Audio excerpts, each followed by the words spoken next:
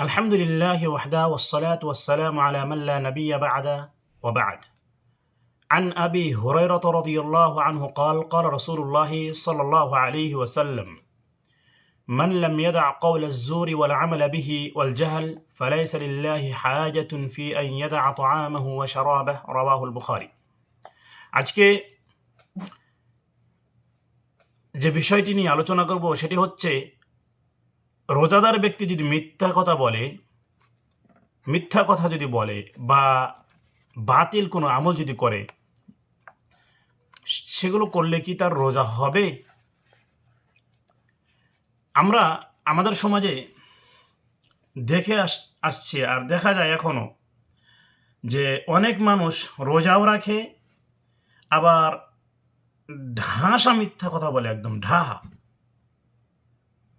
তার মিথ্যা বলতে কোনো বাজে না, মিথ্যাটা তার অভ্যাস হয়ে গেছে। তো যারা এমন আমল করে, রোজাও রাখে এবং মিথ্যা মানুষের সাথে বলে, মিথ্যা কথা বলে, তাদের রোজার বিধান কি, হুকুম কি? তো আসুন এ বিষয়ে আবু হুরায়রা রাদিয়াল্লাহু আনহু থেকে একটি বর্ণিত হাদিস থেকে আমরা শুনবো যে তাদের রোজার বিধান কি, তাদের রোজার হুকুম কি।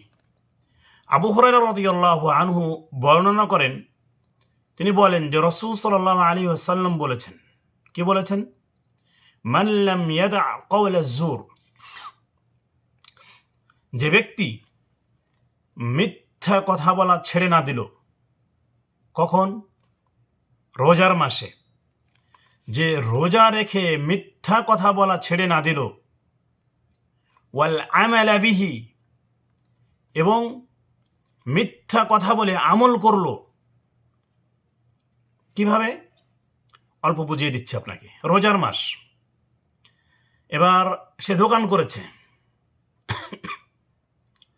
তার দোকানে একজন গ্রাহক আসলো, এসে বলল যে আমাকে এই জিনিসটার দাও। বললো এটার দাম 50 টাকা। তা গ্রাহক বলল যে এটা আমি 20 টাকা দেব বা 15 টাকা দেব। বললো না না, এটা আমি 30 টাকা কিনেছি। অথচ কিন্তু সে, মনে করেন যে আমি উদাহরণ দিচ্ছি, সে 10 টাকায় কিনেছে।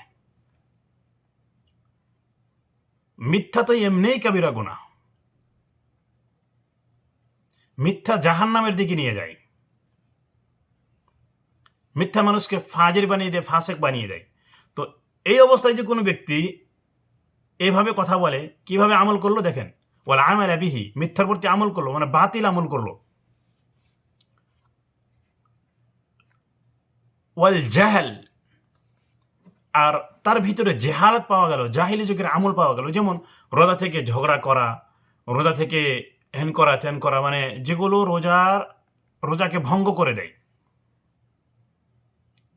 যেগুলো রোজাকে ভঙ্গ করে দেয় তেমন আমল করা। মানুষ কারোর সাথে ঝগড়া করা, কারো গীবত করা, কারো পরনিন্দা করা, যত আছে আর কি, এগুলো করা জায়েজ নেই। এমনিতে তো জায়েজ নেই, রোজার মাসে আরও জায়েজ নেই।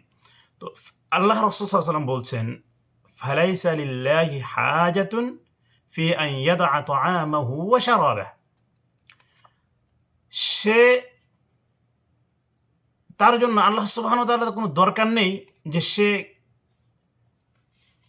খাওয়া বাদ দিয়ে থাক বা তার পানি পান করা বাদ দিয়ে থাক। এক কথায় যদি আপনাকে বোঝানো যায় এটা, যে রাসূল সাল্লাল্লাহু আলাইহি ওয়াসাল্লাম বলেছেন, সে রোজা থাকা আর না থাকা একই কথা। সে যদি সারাদিন খেয়েও পার করে তার একই গুনাহ হবে, আর যদি না খেয়েও থাকে একই সমান। মানে রোজা থেকেও সে থাকলো না, শুধু তার দিনটা পানাহার থাকাই গেল। সে উপবাস থাকলো, তাই হলো, তাছাড়া আর কিছু হলো না। কেননা আল্লাহ রাসূল সাল্লাল্লাহু আলাইহি ওয়াসাল্লাম বলছেন, ফালাইসা লিল্লাহি হাজা, আল্লাহর কোনোই দরকার নাই যে সে না খেয়ে থাক। দরকারই নেই আল্লাহ সুবহানাহু ওয়া তাআলার সে দিনটা না খেয়ে পার করুক। এমন কঠোর।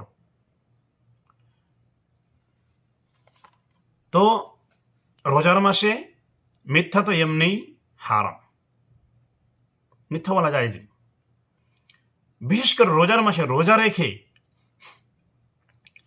যদি কোনো ব্যক্তি মিথ্যা বলে আর মিথ্যা দ্বারা কোনো আমল করে, কাজ করে, বা জাহিলিয়াত যুগের কোনো কাজ করে, জাহিলি কাজ করে, মানে এমন কাজ করলো যেগুলো রোজাকে নষ্ট করে দেয়। যেমন সে রোজা থেকে সহবাস করলো, এগুলো রোজাকে নষ্ট করে দেয় আর কাফারা হয়ে যায় এদের প্রতি। 60 দিন রোজা রাখতে হবে, বা 60টা মিসকিনকে খিলাতে হবে, গোলাম আজাদ করতে হবে না, এবার তো এদের প্রতি এমন কাফারা হয়ে যায়। যারা জিমা করে, মানে সহবাস করে স্ত্রীর সাথে, বা জিনা করে, তো এদের প্রতি কাফারা হয়। বা জেনে শুনে রোজা ভাঙছে, কোনো অসুবিধা নেই, এদের প্রতি কাফারা, এদেরও কাফারা রয়েছে। অন্যদিন আলোচনা করব যে কে কে রোজা ভাঙতে পারবে, কার জন্য ছোট রয়েছে এখানে যে রোজা না থাকলেও চলবে, আলোচনা করবো ইনশাআল্লাহ। তো আজকে জানতে পারলাম যে রোজা থেকে মিথ্যা কথা বলে তার প্রতি কাজ করে আমল করলে বা জাহিলিয়াতি যুগের কাজ করলে, মানে যেগুলো করলে রোজা ভঙ্গ হয়ে যায়, সেগুলো কাজ করলে আল্লাহ সুবহানাহু ওয়া তাআলার কোনো দরকার নেই যে সে না খেয়ে থাকুক, মানে সে দিনটা এমনি পার করছে, তার কোনো নেকি হবে না রোজা থেকে তার বিন্দু পরিমাণও নেকি হবে না। আল্লাহ সুবহানাহু ওয়া তাআলা আমাদেরকে সঠিকভাবে